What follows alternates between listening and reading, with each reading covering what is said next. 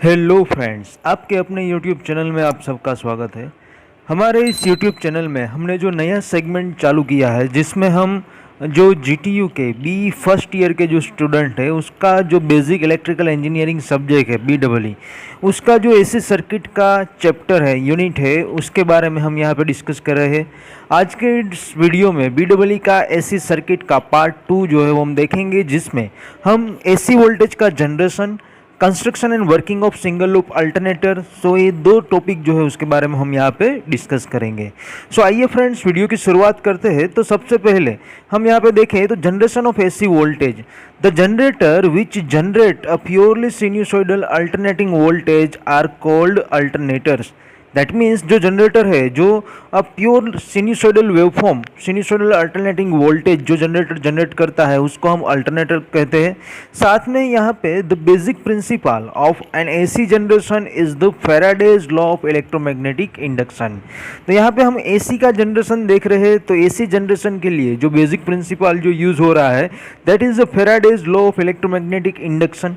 तो ये Faraday's law of electromagnetic induction जो है वो क्या है, तो यहाँ पे हम देख सकते हैं कि when ever there is a relative motion between the conductor and the magnetic flux in which the conductor is placed and EMF induce in the conductor. जब हम कोई भी relative motion between the conductor and magnetic flux, conductor और magnetic flux के बीच में जो relative motion रहेगी, इन बीच the conductor is place, जिसमें हमने कंडक्टर रखा है, तो उस कंडक्टर में due to that relative motion उस कंडक्टर में EMF जो है वो इंड्यूस होगा। And here the magnitude of that induce EMF is proportional to the rate of cutting of magnetic flux of the conductor. तो यहाँ पे जो इंड्यूस EMF जो है, जो कंडक्टर में इंड्यूस होगा, उसका जो मैग्नीट्यूड है, उसका मैग्नीट्यूड जो है वो rate of cutting of magnetic flux के प्रोपोर्शनल में हमें मिलेगा। That means here that EMF induce, उसका इक्वेशन हमारे पास रहेगा E that is equal to minus N d∅dt। So here d∅dt that means rate of change of flux.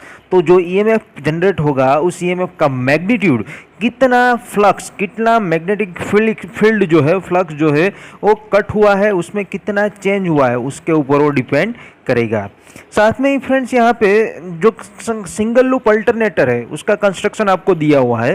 तो यहाँ पे आप देख सकते हो कि सिंगल लूप अल्टरनेटर का कंस्ट्रक्शन आपके पास डायग्राम है, और साथ में हमने उसकी 3D फिगर भी है, वो भी यहाँ पे आप पुट की है, जिससे आप समझ सके कि किस तरह से जो सिंगल लूप अल्टरनेटर है वो हमें दिख सकता है। अब यहाँ पे हम उसके कंस्ट्रक्शन के बारे में अगर डिस्कस करें तो हम देख सकते हैं कि यहाँ पे जो सिंगल लूप अल्टरनेटर है, उसमें एंड एंड एस, ये दोनों जो है वो consist of permanent magnet having 2 पोल। तो जो सिंगल लूप अल्टरनेटर है, उसमें एन एंड एस पोल जो है वो दोनों परमानेंट मैग्नेट है, उसको हम उसके 2 पोल भी यहाँ पे बोल सकते हैं।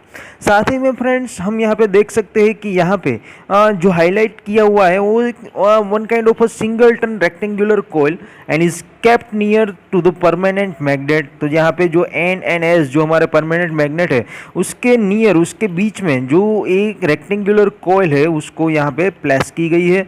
और this coil is made up of 2 conductor namely AB and CD। तो यहाँ पे हम देख सकते हैं कि ये जो कोयल है वो 2 कंडक्टर से बनी हुई है, conductor AB and conductor CD, दोनों कंडक्टर मिला के जो रेक्टेंगुलर कोयल है वो फॉर्म की गई है।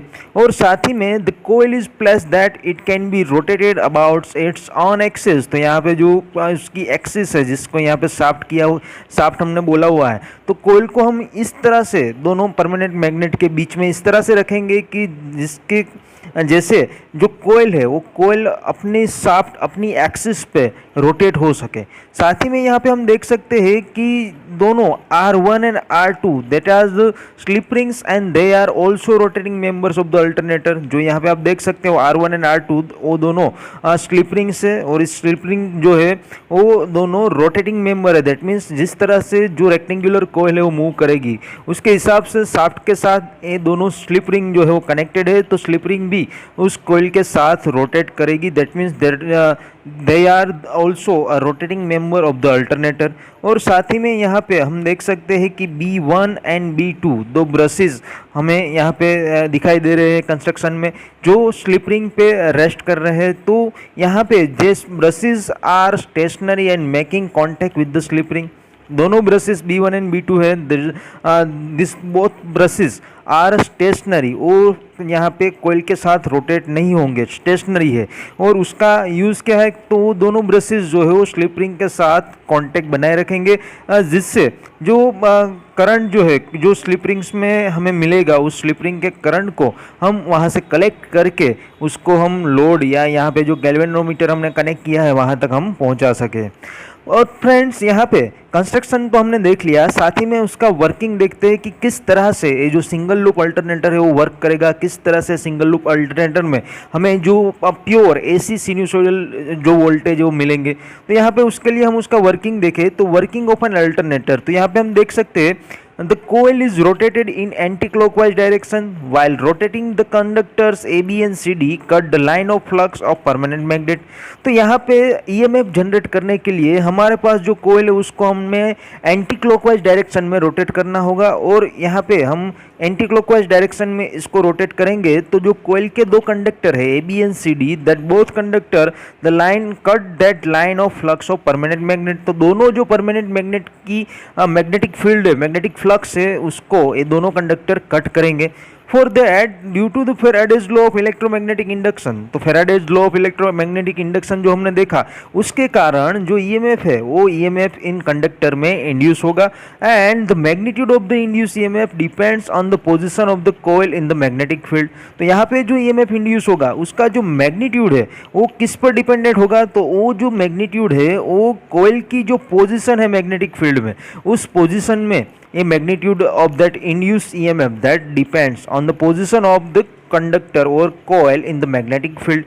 साथ ही में हम यहाँ पे देख सकते हैं कि यहाँ पे जो वर्किंग है वो आपको ग्राफिकली यहाँ पे दिखाया गया है। फर्स्ट ऑफ ऑल अगर हम देखें तो यहाँ पे हमें प्योर साइन वेव जनरेट करना है, ईएमएफ जनरेट करना है। तो फर्स्ट इंस्टेंट हम यहाँ पे लेते हैं 0 डिग्री। तो यहाँ पे हम देख सकते हैं कि 0 डिग्री पे जो कोयल है NNS पोल में जो रेक्टेंगुलर कोयल है वो 0 डिग्री पे इस तरह से रेस्ट करेगी। तो यहाँ पे जो कोयल की पोजीशन है वी कैन से पैरेलल बोल सकते हैं, तो एंगल यहाँ पे 0 मिलेगा। तो उसके कारण यहाँ पे कोयल के साथ NNS पोल का जो मैग्नेटिक फील्ड है, मैग्नेटिक फ्लक्स है वो मैक्सिमम लिंक होगा। बट इस पोजीशन में जो rate of change of flux और वी कैन से जो फ्लक्स कट होना चाहिए वो कट यहाँ पे नहीं होगा। यहाँ पे मैक्सिमम फ्लक्स लिंक होगा बट कट नहीं होगा। उसके कारण जो ईएमएफ इस पॉइंट पे हमें जनरेट होते हुए देखेंगे दैट इज द 0 वोल्ट। तो यहाँ पे हमें 0 मिलेगा।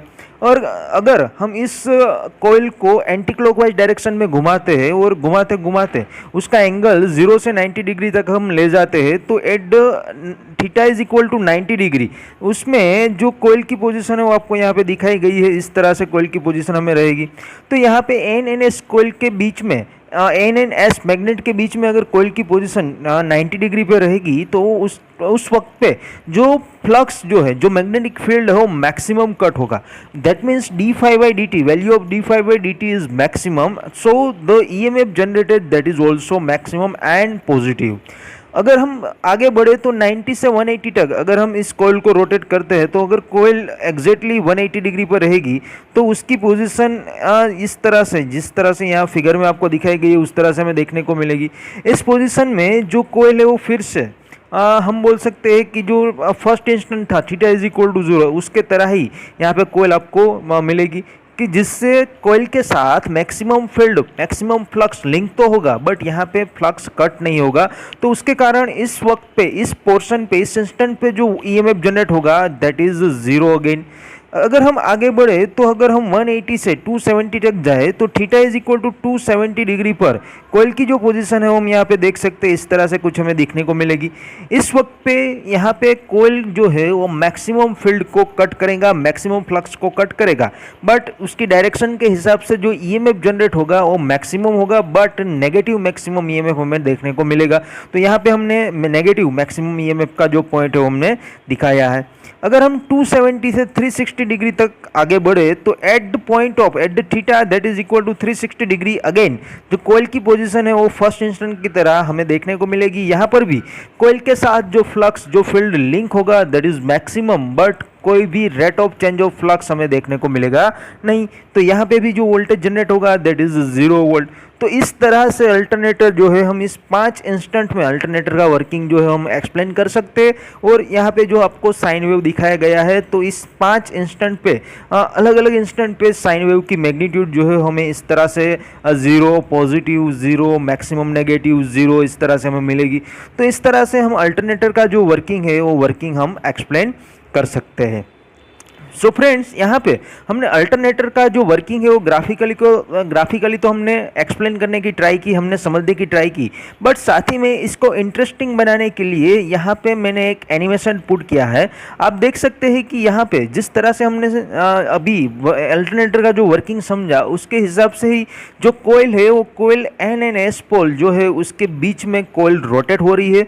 तो जिस तरह से यहाँ पे कोयल रोटेट होगी उसी हिसाब से जो ईएमएफ जो है वो यहाँ पे हम देख सकते कि जनरेट होना जा रहा है। तो जिस तरह से हमने समझा, जिस तरह से हमने अभी देखा, उसी हिसाब से जो कॉइल की पोजीशन है उसके अकॉर्डिंगली जो ईएमएफ है वो 0 पॉजिटिव मैक्सिमम 0 नेगेटिव मैक्सिमम 0 इस तरह से जो साइन वेव है वो कंटिन्यूसली जनरेट कर रहा है। सो फ्रेंड्स, यहाँ पे इस वीडियो में हमने जो एसी सर्किट का पार्ट 2 था उसमें हमने generation of AC voltage and उस जनरेशन के लिए जो सिंगल कॉइल अल्टरनेटर जो है उसका कंस्ट्रक्शन एंड वर्किंग जो है उसके बारे में हमने यहाँ पे डिस्कस किया। अगर आपको हमारा वीडियो पसंद आए तो वीडियो को लाइक करें, ज़्यादा से ज़्यादा इस वीडियो को आपके फ्रेंड्स के साथ शेयर करें कि जिससे उन्हें भी इस सब्जेक्ट का जो बेसिक फंडामेंटल कॉन्सेप्ट हो उसका क्लियर हो सके, उन्हें भी हेल्प मिल सके। और साथ ही में आपके कोई सजेशंस, आपके कोई डाउट्स हो तो आप हमें कमेंट बॉक्स में लिख सकते हो। और हमारी जो यूट्यूब चैनल है जिसकी लिंक यहाँ पे आपको दी हुई है, तो उस यूट्यूब चैनल को भी आप सब्सक्राइब करना ना भूलें। और साथ ही में हमारे वीडियोज़ और रेगुलर जॉब अपडेट्स के लिए आप हमारी जो टेलीग्राम चैनल है उस टेलीग्राम चैनल की लिंक भी यहाँ पे दी हुई है, तो उसको भी आप सब्सक्राइब करना ना भूलें।